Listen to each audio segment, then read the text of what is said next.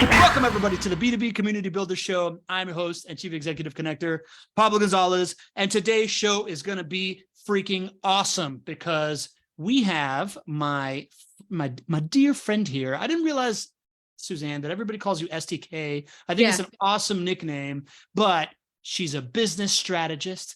She's a coach, a founder of Tailored Coaching. She's a community builder and founder. She's a eudaimonologist for entrepreneurs.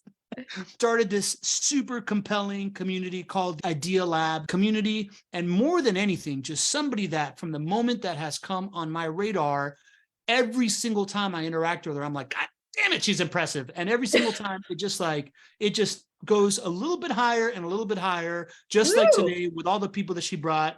STK, Suzanne Taylor-King, welcome to the show. Long time coming.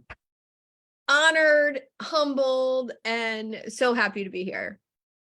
So happy you are here. And as we tell everybody, a bunch of new names. Of course, you bring the crowds. At no point did I think that this was not going to happen. Bunch of new names checking in.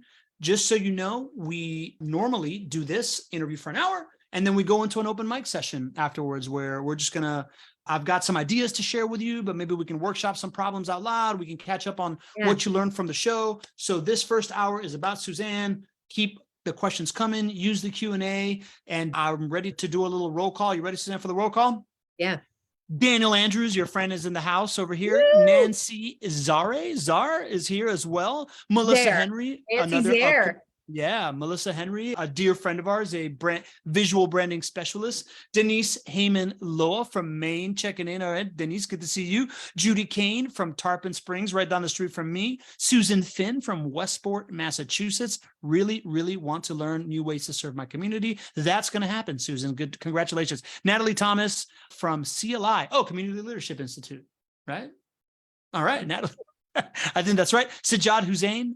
I'm always everywhere. I respect that, Sajjad. I try to do the same. Connie Brooks from Minnesota. Good to have you. Bunch of people. Dorothy Martin Neville, a PhD. It says it in her name, so it must be true. From Connecticut. Good to have you. My mentor. She's amazing. She's amazing. Okay. Follow her. I'm going to have to meet Dorothy. Yeah, absolutely. Yeah. Michael Neal from Dalton, Georgia. Michael Neal, just so you know, I know like 2 other Mike O'Neills. I have this like college buddy called Mike O'Neill. So whenever I see you, I'm going to think it's him, but I know it's not. Who else? All right. Daniel's in Columbia. Who else we got? All right. Everybody here has checked in. Joe Latanzio is a realtor in Cleveland. Joe and I took a call not that long ago. He's starting a podcast. Interesting stuff over there. Michael Haynes, my friend in Australia. Michael, good to have you on board here. Hello. As usual, he's back. Suzanne, let's start with the thing, right? Like I like to dive right into it, but this idea of community is something that you and I echo greatly on. And it feels like all the best companies in the world are doing this, right? Like, but they're generally these like big tech companies or companies with deep coffers. And what impressed me about you is that you are doing everything the right way as far as launching a community with all the bells and whistles as a solopreneur, small business. When you think about community, why is it so important for you to put your effort into building this community for the business scale that you're at? Well, I think first and foremost, it's what I needed when I started back in 2009 in coming into the online space from, having an in-person business. I had no idea what I was doing.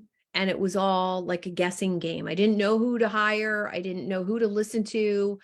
And I was really looking for a group of people who were at the same stage in business as I was to learn from, grow with, get held accountable, all the things. And I couldn't find it. So I think that was really first and foremost for me. Got it. So that's interesting. Nobody's really answered it that way for me. It's this idea of founder that solves their own problem, to me, is always the most dangerous founder, right? Or at least the one, by dangerous, I mean it in a good way, right? Like the person that I really want to bet on. So you recognized the value of it. I recognized that I was really lonely when it came to having a peer who was in the entrepreneurial space at the same level as me. And it became really apparent when everyone was coming to me for business advice when I was a health coach. So that's what really sealed the deal for me. And I started my first Facebook group with the same name. Interesting. So everybody was coming to you for business advice as a health coach. Why do you think that was happening? Apart from people who know. Because I had been an entrepreneur for, 35 years before social media, and, had brick and mortar businesses, had a couple exits, good exit, bad exit. And I think it was that real world knowledge that people were hungry for. Got it. So then you started a Facebook group, right? Like, how long ago was this? Can you tell me a little bit about kind of like your first foray? Because we're going to talk deeply about the Idea Lab right now, because I think it's like the ultimate example. But when you first kind of got started, what were your experiences getting into it?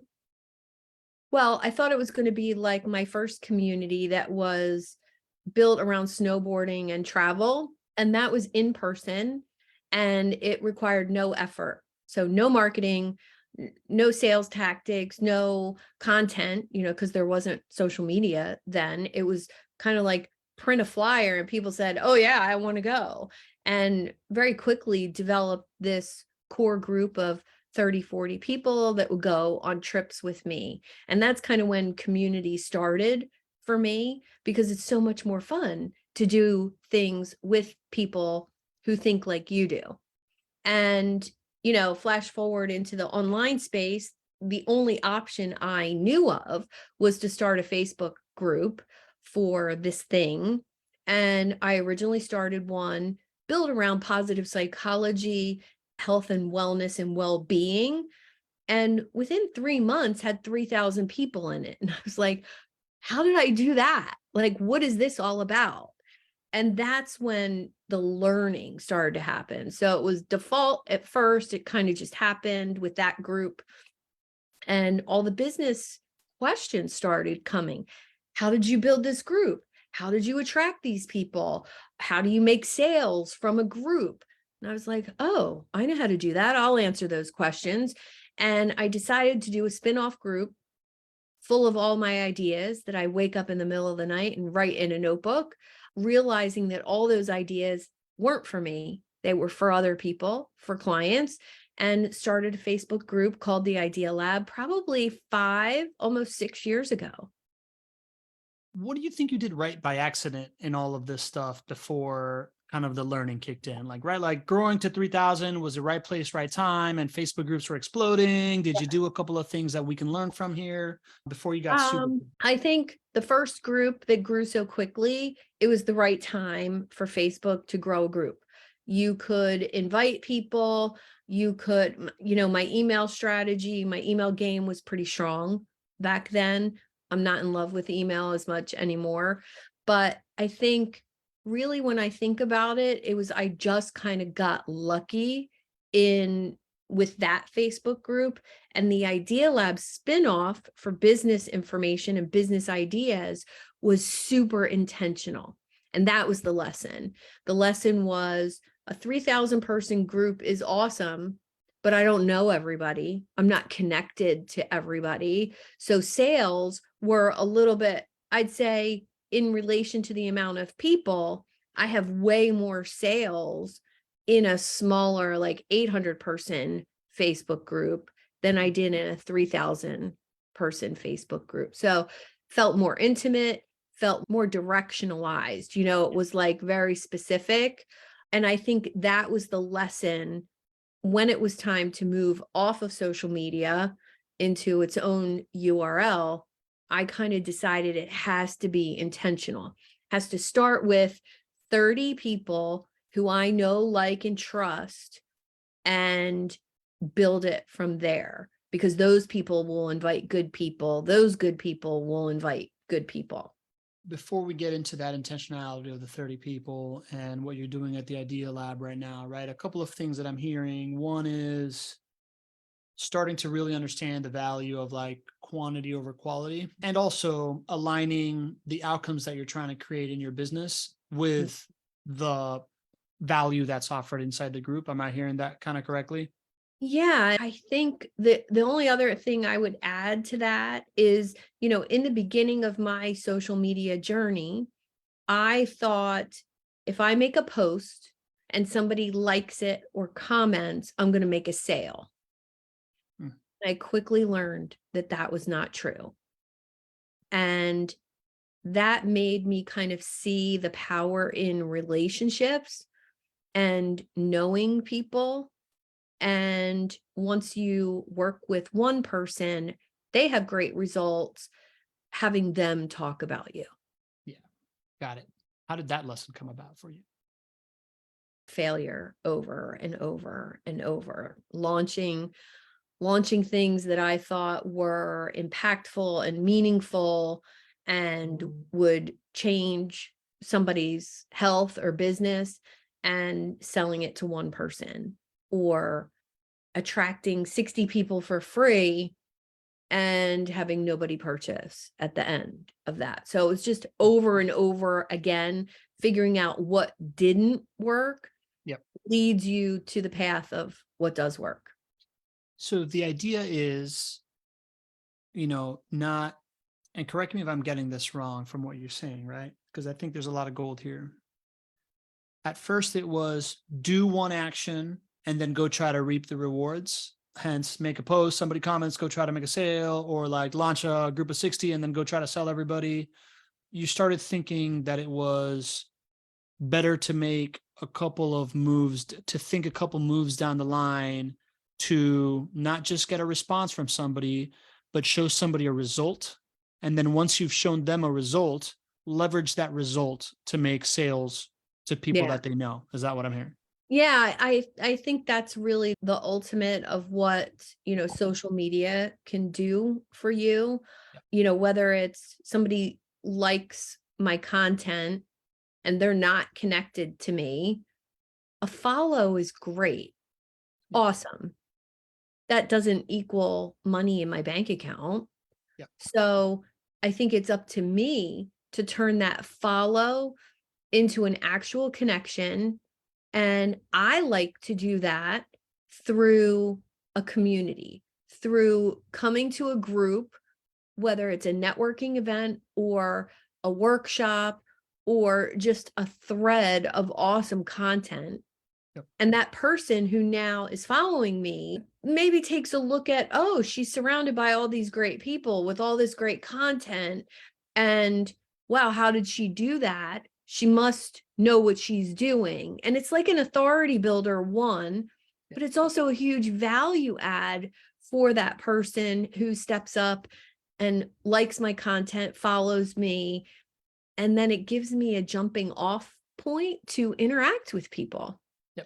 Yep. I'm glad we really teased that out, because that to me is the gold there, right? It's this idea that when we first started our company of helping people, strategize for communities, my first two clients couldn't be any more different, right? Like one had 1 million plus followers and he was a kind of like celebrity consultant, right? And he had done some really high profile things and achieved some really high results, but was missing the person that was vouching for them because they had done it for somebody that they knew. And now the next person is the one that needs the help. That's going to be the client. And my second one was a community activist in the city of Philadelphia who was big in the art scene and had helped a ton of people and reached a bunch of like micro results. And we saw that happen in real life, right? Like this idea that the person with the really big name, a whole bunch of people are going to opt in because they want to be a part of this thing and get access to that person. But when it came time to transact, it was really more the idea of, oh, well, if I'm going to pay for something, I really want it to be because I've seen somebody like me succeed with your help and I know that person. So it really becomes this game of just like, it's not fame, it's not audience, it's a game of social validation. And the social validation is more influential the more similar to the person that needs the social validation is being validated by. I don't know if I like jumbled that up, right? But like the idea that it's like, it doesn't matter if, if you had helped Taylor Swift go viral is less impressive to me than if you help Michael Haynes land a client, right? Because it's much more one-to-one, and me knowing Michael personally is really the thing that makes this thing move. Yeah, I think it kind of becomes you're selling yourself without selling yourself. Sajad just said that in the chat. adding Yeah. massive value to people's lives. So I get this question a lot from clients or prospective clients. I'm posting all the time, but I don't have anybody to talk to. My calendar's empty. And I'm curious about that. Well, how can that be? If you're posting, is nobody liking? Is nobody commenting? And then they typically say, well, nobody, I'm only connected to 100 people. Okay, great. Well, you can go out and interact with those 100 people that you're connected with. So instead of putting as much value on your own content, go interact with those 100 people's content, comment and like the people interacting in their comments. And I was astonished. How did I learn that? I have no idea.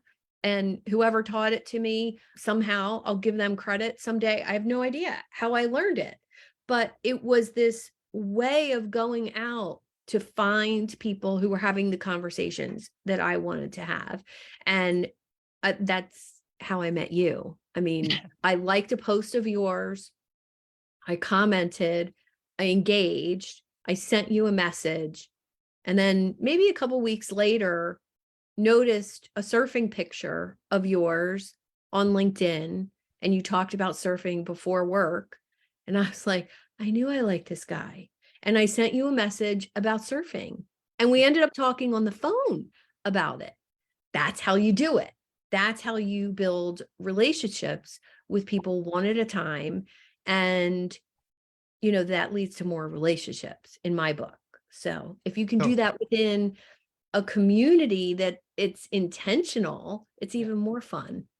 Yeah. And Sajad and Daniel are both agreeing this idea, like some things are so basic and so many people don't know them that they just overthink it, right? Like Yes. to me, what Yeah. sticks out is this idea that you had built a community IRL, right? In real life, your snowboarding community, right? Like Mhm. for me, and if you were applying the things that works in a real person room, that stuff's going to work on social media at a digital scale, right? Like if Yeah. you are out there trying to organize people and whatever, you're not going to stand on a corner with a megaphone, like yelling out like, hey, here's what everybody should do. Like you're going to go out, interact, you're going to shake hands, you're going to do this stuff. And I think that that's the thing that I find most people are missing when they think of this new wave of digital community, is that they think it's a new thing when it's really just like everything that we've always been doing forever. Right. Just now there's different pipes to do it with, right? Before it used to be the Chamber of Commerce networking event. Now it's LinkedIn, but you still got to walk up and introduce yourself to somebody and find out about them and then demonstrate your value before they care about you at all, right? So, Well, I think that's one of the things I say all the time. How would you act at a cocktail party if you walked in and there was some famous person or author or influencer that you admired and you wanted to talk to? You wouldn't walk up to them and say, oh my gosh, I love you, buy my stuff, buy my stuff. Oh, here, I have this thing. I want to partner with you. Like you wouldn't do that. yeah. So why would you do it in the online space? I just think the same rules apply. Love it. Love it. All right. Let's start adding some value then. So Yes. I know Michael Haynes is already asking the big question, but I want to start early. So you had some success in Facebook groups. You decided to take it offline. Talk to me about planning and strategizing the community that you launched. Give me like the 4-slide pitch deck of like what you were trying to do and how you would have pitched it to an investor if you were doing it. All right. So I think there was a huge research phase for me that lasted about a year of my kind of angst over the lack of communication on social media, on Facebook, especially in groups, lack of engagement. Can I fix it or do I need to change the story? And I kept going back to fixing it and beating my head against the walls, doing the same thing over and over and over again, wasn't working. And finally, my business bestie, Denise, will tell you, I finally just said, I'm done. I'm done and I'm doing it my way. So that independence streak really, really helped me in that decision-making process. Researched platforms, picked the one that I picked based on just some random information that I'd received through a tech startup company, and chose the platform Heartbeat. And reason I chose it is because some of my ideas for community required courses, resources, events, and a directory. But I also wanted a networking feature, and no other community platform had a networking matchup feature, and Heartbeat did.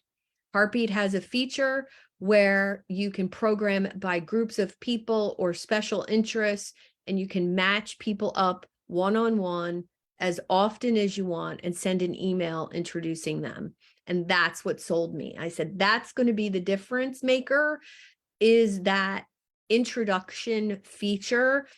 Even if it's automated and random, it still connects one member to another member and builds those relationships within the community. Yeah, that's a genius feature to have.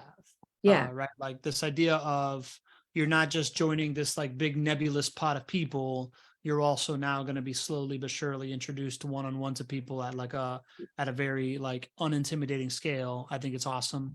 Talk to me about that's picking a platform. Tell me about what you had planned as far as the biggest thing that people talk about, right? Like it's what Michael Haynes is asking, what's the key to building the foundation, initial 30 people for one's community, right? How did you approach that idea of how do I maximize this group of people that will vouch for me? How'd you approach that? I didn't really think about who would vouch for me. I thought about who I want to hang out with. Who are, that hot 100 people of followers on my email list?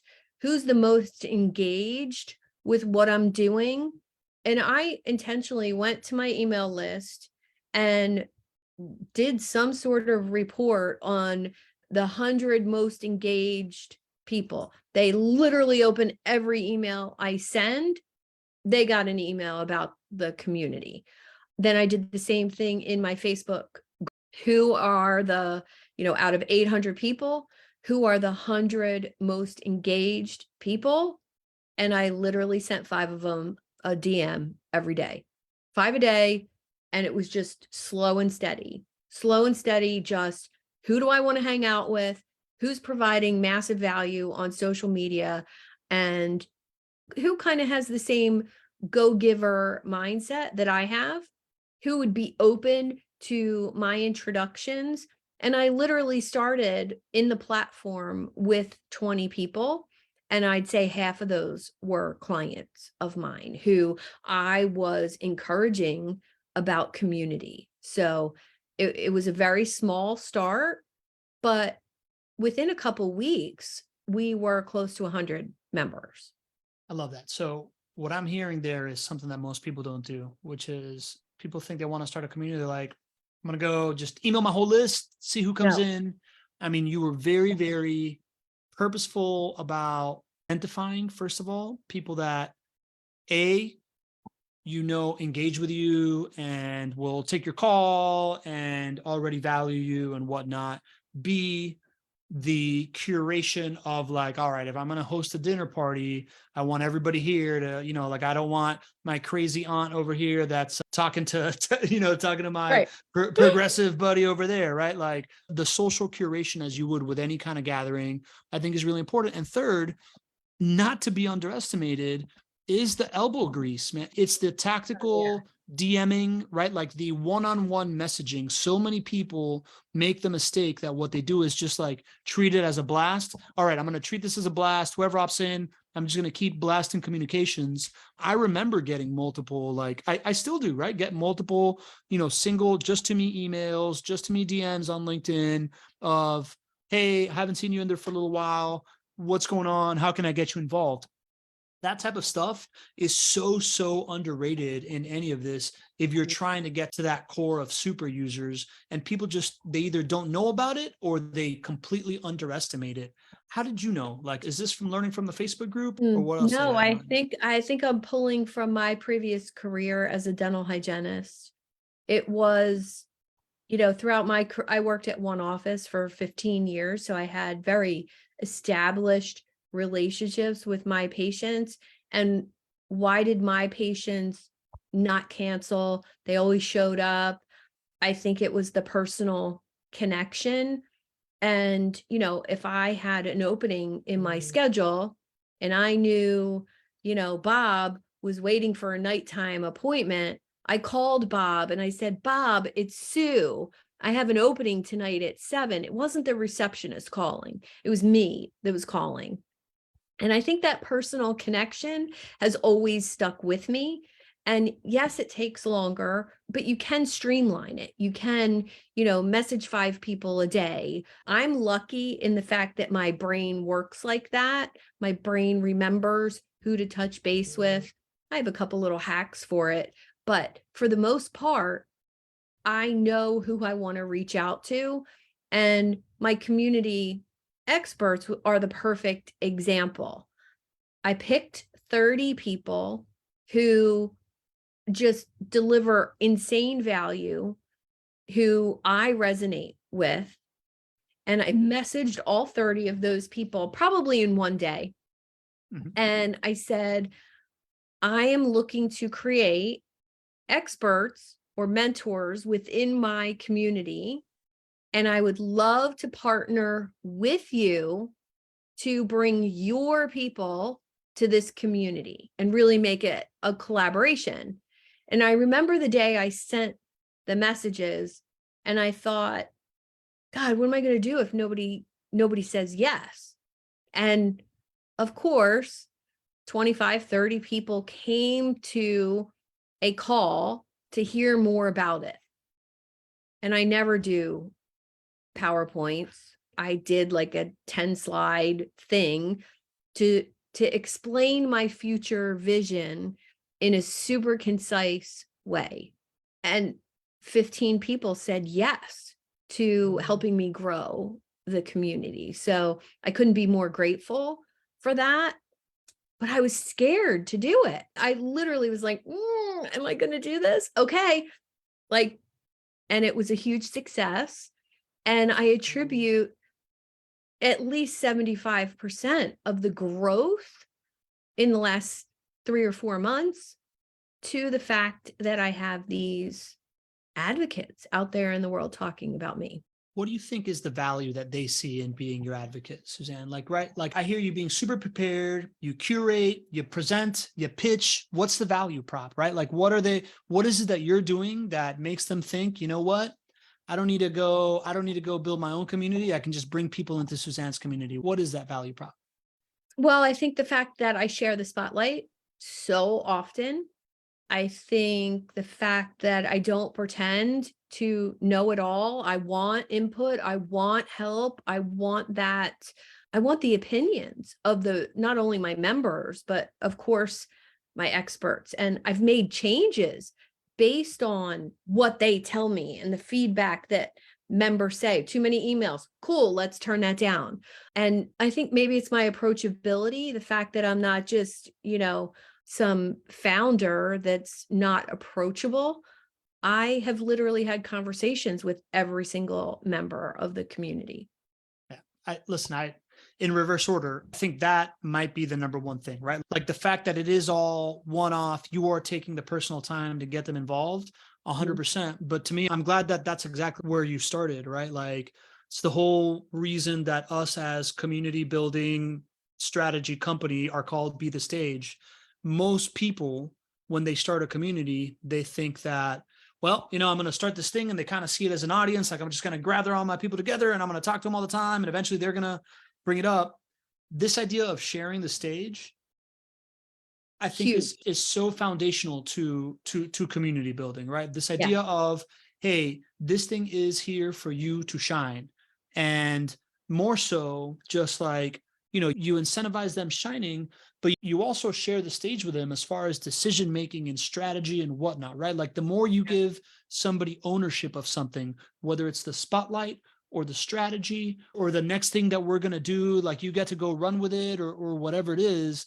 To me, that's what I've seen work in communities, from organizing a cocktail hour for a charity to these like 3,000, 4,000, 5,000 person like online communities that we have going on. It's really about what's in it for you. And generally, the number one thing that's in it for you is you get to showcase your skill set in front of other people on this stage. And that to me was what was super, super obvious that you were doing right off the bat that I've only seen done in a handful of other super high level communities, whether it's like Sangram Vajra's Peak Community or like all these other like big tech ones.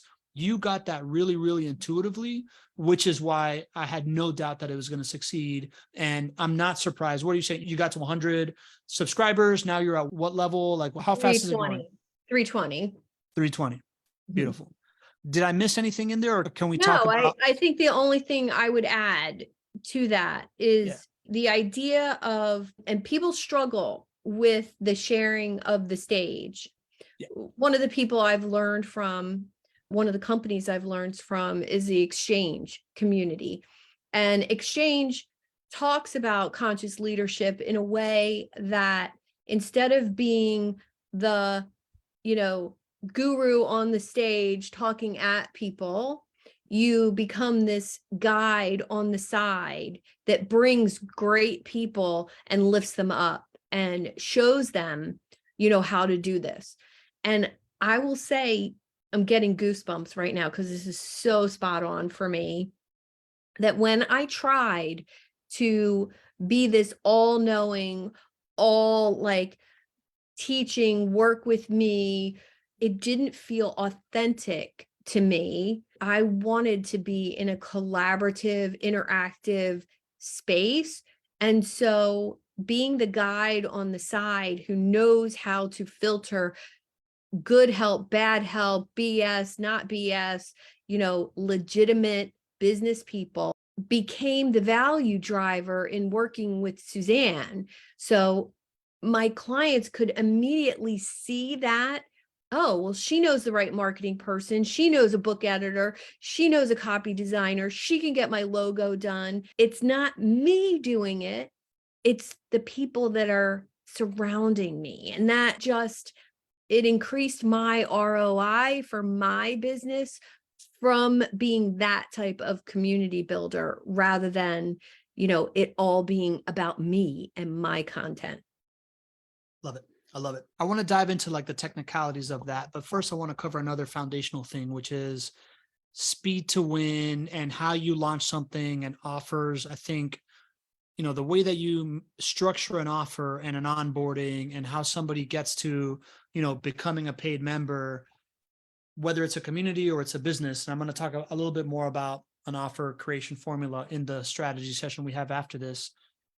But I think that your offer greatly dictates your success, right? People think so much about their ask. How do I sell somebody on something? How do I close something? And they think very little about what do I have to offer, right? Yeah. Which is really how you get in. And I think that how you launch for free and then monetize later is really, really interesting. You want to tell me a little bit about that? Yeah, I thought about the paid model, from right off the bat. And the reason I decided against that was because I thought if I'm going to go, where I really want to go, 10,000, 100,000 members, it's going to be different than other communities. If there is a free option and then a paid option that takes you to that inner circle, so to speak. So the way it looks right now, we are just beginning to roll out the $30 a month option. And it will really be an inner circle of people who have access to 2 workshops a month, one by me and one by an expert I bring to the community. And for $30 a month, that's like a no-brainer. But then there's a whole vault of content. I've been doing this for almost 15 years. And these people that I'm partnering with and doing things with have been doing it a long time. And pooling that content together in a library, so to speak, for entrepreneurs, that'll come with that $30 a month membership. And I knew I couldn't launch that back in July. I knew it was going to take more time to plan and structure it, but also to listen to the members what do you want this to be like? And getting that feedback tells me, and plus participating in some other communities, at different price points from 27 to 500 a month, that's given me a lot of insight. So now I kind of see how a $30 a month membership should be structured, the value that's going to be there. Totally a no-brainer for $30 a month. And I had a coach a long time ago who I was with for 5 years at $10 a month in his membership. And at the end of that 5 years, he made an offer to me to train me as a coach. And, I was already a coach. I didn't need another coach certification. And the offer was for $1,000. Now, scalability was huge here. By having a $10 a month membership, he had 10,000 people, and then he had 100,000 people paying $10 a month because the value was insane. And then when he launched the $1,000 item, how many people purchase at that level when you have 100,000 people actively listening to you? And I think that was a light bulb moment for me. So that's where the idea came from, for $1 a day membership. I think it's great. What, like a couple of things I'd like to kind of like recap the takeaway there. It's number one is this idea that ping pongs to cannonballs, right? Like that is a fundamental concept in Jim Collins's work. Yeah. And you test things at a small scale, and as they work, if you get a signal that it works, then you go at a bigger scale. And I'm hearing that all kind of across everything that you're doing, particularly this offer, right? Like the idea that you bring in 20 people that you have super highly curated. Those 20 people make sure that they're really, really happy and they've got something that then grows to 100. If that 100 then grows to 300, now you know that you have that part figured out. Then once you have that part figured out, you've tested other things of what feels right for you inside of other communities. You're kind of like dropping ping pong balls everywhere, seeing what you like. And then you realize, okay, for me, my scale, I can adapt this way. And then you go into this offer of $1 a day, right? $300 a year, I think is another really smart way of putting it, right? Like 365. Yeah. huh? Yeah. 365 a year. Yeah. Yeah. So $1, am I worth $1 a day? Sure, you're worth $1 a day, right? So now that's more on the ask side, right? Like just how you phrase it and how you position that in somebody's brain. But I think really, really importantly is this idea that if somebody shows up and they get value from you already, they're going to be more likely to then pay for extra value. And that payment for extra value that you're doing is a small ask. It's $1 a day. Cause like you just said in this story, if you can get somebody for $1 a day and they're getting wins in a year, now maybe the next one is $1,000, $1,500, whatever it is, you're able to scale that stuff up, proving your value all the way through, which is a much easier ask than like, how do I get in here for like, let's start a community with $500 a month. And, if you don't get that right immediately, it's kind of like playing the $500 blackjack table at the Bellagio, as opposed to the $5 blackjack table. Your stack's going to go really, really quick. Whereas right now, what you're doing is vetting this stuff and making a bunch of different bets and adjusting forward. That's beautiful.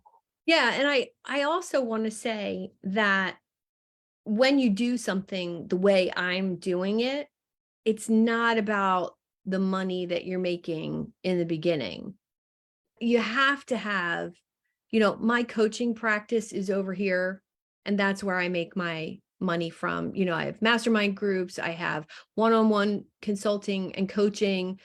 So this is not, I'm not looking to make $100,000 a month out of my community. I'm not looking to do that. I want longevity, I want strength, and then just based on the quality of what's happening, $30 a month becomes super scalable when you have 1,000 members, 3,000 members, 5,000, 10,000 members.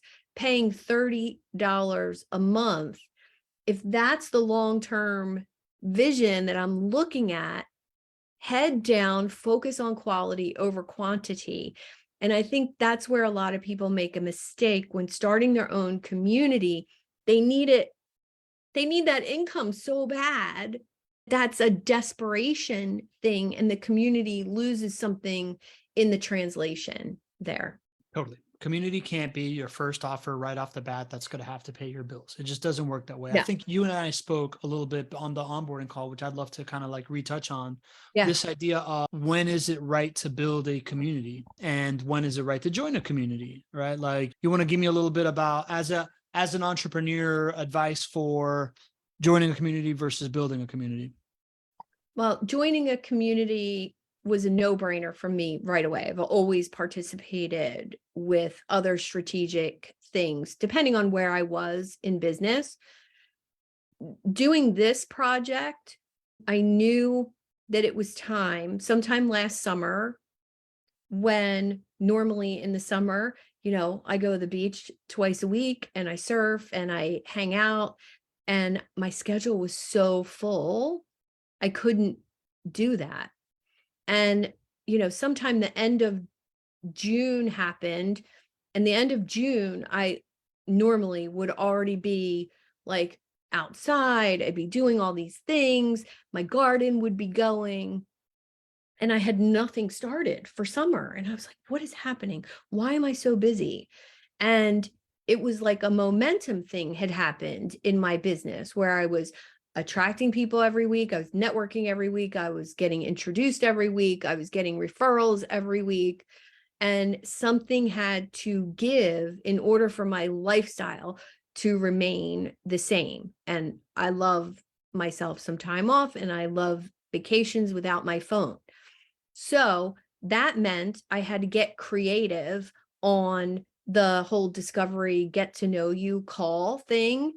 So I decided to create a group get to know you call. So if I was going to have 30 one-on-ones a week, you know what that looks like.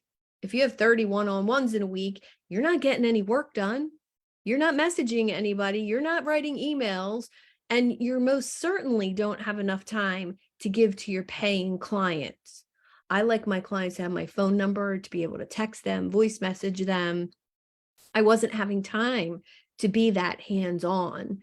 And I thought, all right, I'm going to do a group call once a week. Each week it's a different time. 1 week it's at 9, 1 week it's at 12, 1 week it's at 4, 1 week it's at 7. And instead of those one-on-one, get to know you calls, I made it like a mini networking thing. You're going to hear about me. You're going to hear about my community and what I'm doing. You're going to get an invitation to that community. And then you're going to get to pitch me about what you do in front of, 5 to 25 people on the call. I'm super curious. So that's a slightly different thing. I was kind of, I'm gonna jam here with you because I love this thing, right? I know that we wanted to talk about this. What is the tempo of that call? So I'm scattered now. My main questions for this is, number one, what does the tempo of that call look like? And number two is, does everybody get filtered that way? Like, if, I got a email on Friday from my biggest client, somebody reached out to him that is clearly like an ideal client for me with a stage and all these different things. My head is, I'm not going to invite this guy to relationship driven growth strategy sessions. I want to hop on him. Yeah. So like, how do you filter for who gets who goes through that system versus not? And then what is the itinerary of those calls in order for it to be like fruitful for everybody? Well, I will say exactly what Sajad said in the comments. There's no shortcuts. You can't do group calls until you're already successful.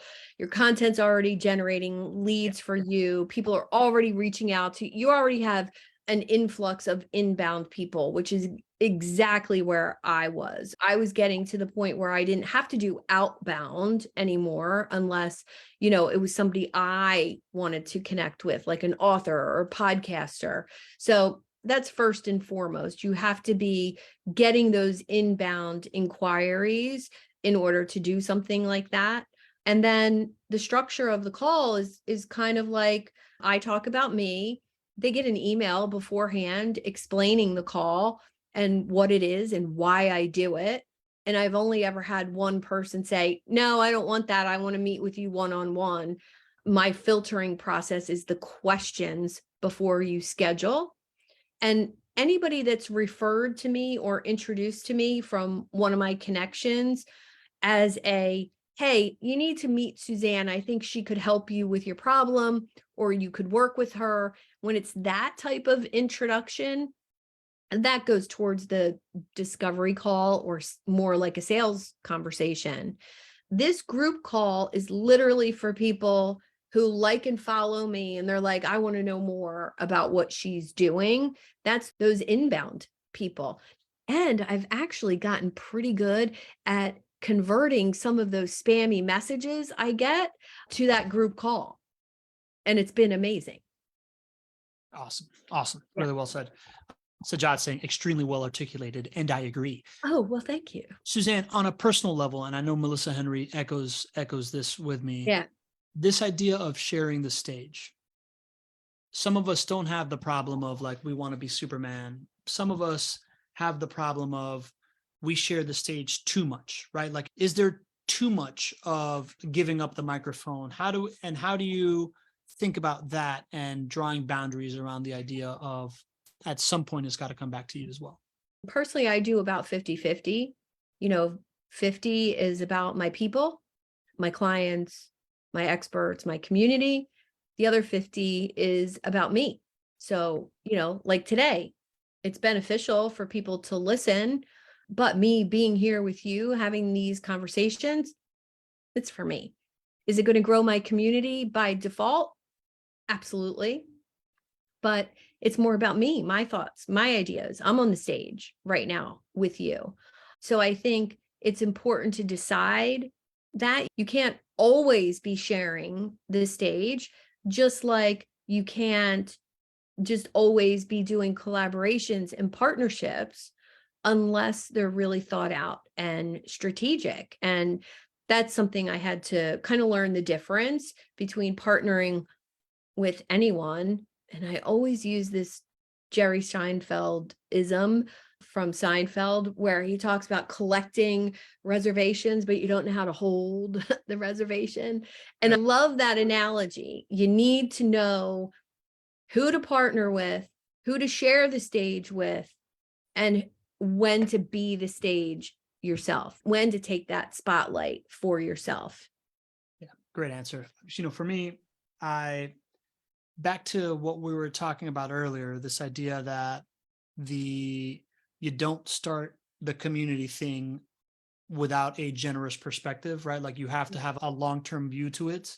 For me, the first kind of like 2 years of me doing this was essentially all sharing the stage. It was all just like, who can I get on here to promote? Who can I, like, it was essentially just networking for me. And my value just came in like building these relationships with people. And it wasn't until about a year and a half ago where I just very consciously started, depending on who the guest is, summarizing what they're saying and then putting in my 2 cents into it, right? Like validating what they're saying, because here's the example of like how I do it and this and that, right? So like, for Melissa's original question, for anybody else that struggles with this, I think that there is a natural point where you build the stage up to be valuable enough where now you can be less concerned with sharing it and more concerned with getting your shots in.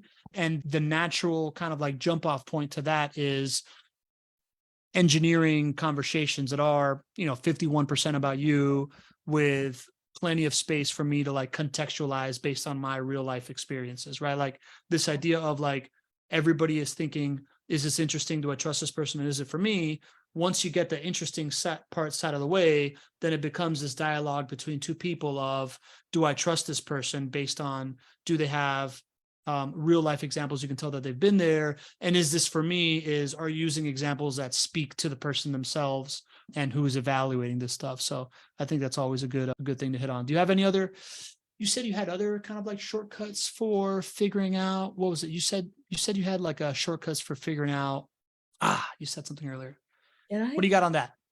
Well, I would say number one shortcut for me is there are no shortcuts. You have to do the research. You have to connect with people. You have to, could I have hired somebody to do all of my, inviting and messaging? Yeah, I could have, but it wouldn't end up where it is now. So I will say no shortcuts to that. Do it from your heart or don't do it. Second thing would be that conversation ability, sharing the stage with somebody. There's a way to interview people and there's a way to coach people that's interactive. I call it co-creating, my client experience.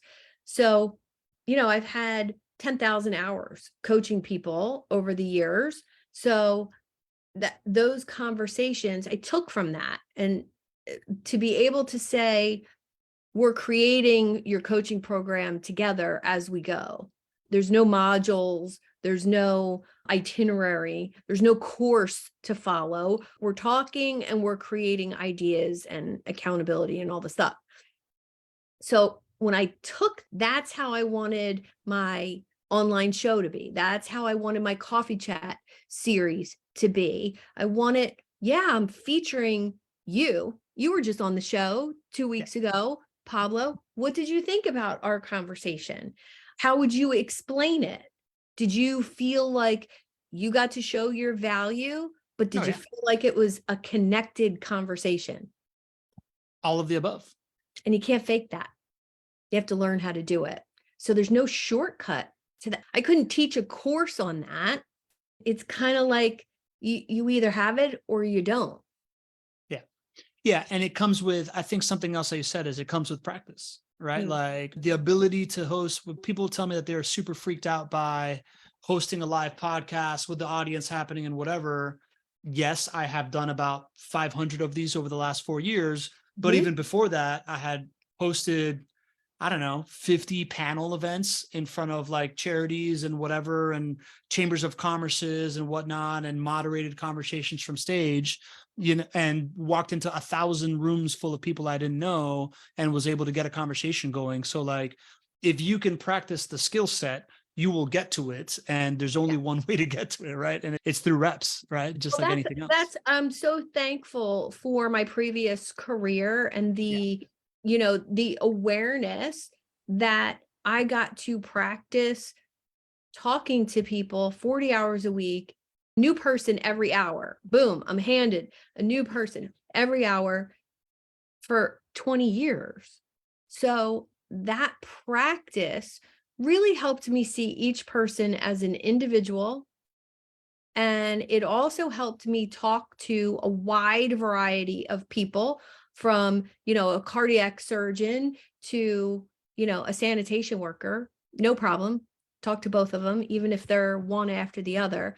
And I think Sajad is asking in the chat you really have to get to the point where you don't see other people as competition, even if you do exactly the same thing. I have an entire group of coaches, 1,200 coaches on my email list, and conversations for coaches once a month.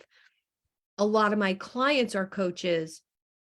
Never once have I ever been threatened or not willing to talk about them, share their content, lift them up, because they're different than me. Even though they might be a business strategist and do some of the same things, they don't have what I have and I don't have what they have. And I'm more than willing to share the stage with you. And I think a lot of people get that wrong. Love that. Love that, Suzanne. Suzanne, I'm going to start letting people up for the relationship driven growth strategy session, open mic. So if you get a panelist invite, feel free to accept it. Come on screen. We're all just going to share the stage. I've got a couple of ideas. We've got a question from Joe Latanzio that we're going to start on first, which I think is going to be really, really good.